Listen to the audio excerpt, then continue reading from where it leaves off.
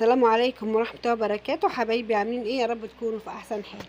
النهارده ان شاء الله هنعمل صابون للمواعين، صابون سائل للمواعين بدون بوتاس، بدون زيت. لو عجبك الفيديو ما تنسيش تعملي لايك وشير واشتركي في القناة وفعلي زر الجرس واشترك مني كل جديد، واكتبي لي تعليق حلو كده زيك. نبدأ على بركة الله. بسم الله الرحمن الرحيم. اولا الفكره جاتني ازاي؟ جاتني ان انا دخلت اغسل مواعين ما لقيتش عندي صابون سائل. الوقت كان متاخر ومفيش حد فاتح ومحدش هينزل لي اصلا يجيب لي ايه صابون. فانا دول صابون بلدي بشرته وحطيته بميه سخنه وعملته بالشكل ده، يعني اختصارا للوقت. صابون بلدي حطيته في ميه سخنه وعملته وقلبته لغايه لما مسح بالشكل ده. هنحط عليهم ايه بقى؟ هنحط عليه ده كلوركس الوان. كلوركس الوان كنت سايباه، كنت شارياه سايب كده اهوت من عند بتاع الصابون. كلوركس مش صابون، يعني في كلوركس ساعات بيبقى صابون كده وفي كلوركس بيبقى سائل ميه خالص. ده كان كلوركس بالشكل ده.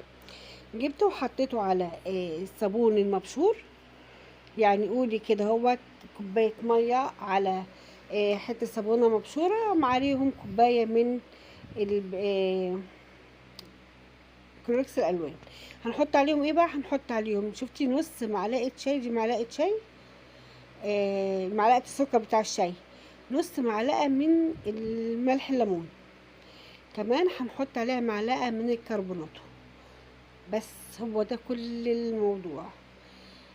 بصي، انا لما جربته ما كانش عندي صابون وعملت نفس الموضوع ده عشان اغسل مواعين بالليل، لقيتها تحفه في غسيل الكوبايات.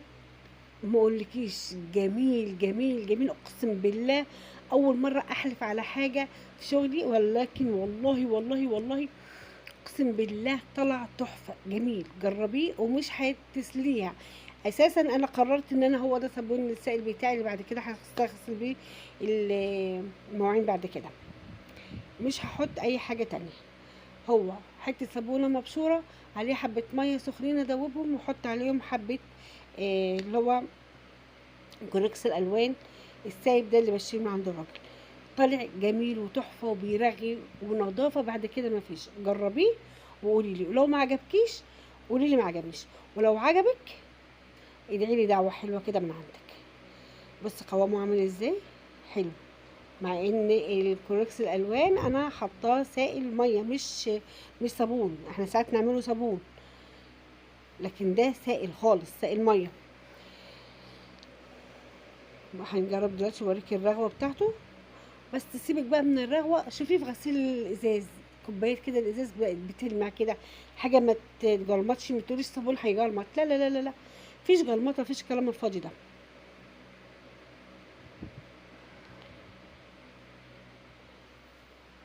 جربيه وقولي لي كده. بص هوريكي الرغوه بتاعته كمان.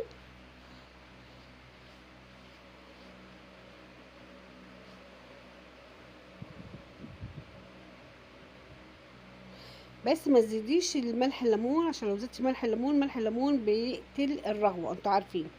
هو صحيح بينضف وحلو بس بيقتل الرغوه.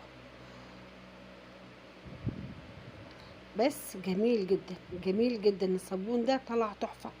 الصابون ده انا خلاص انا هعتمده بعد كده، هو ده صابون السائل بتاعي بعد كده. مش هجيب، لا بوتاس ولا نشا ولا اي حاجه، هو ده وبس.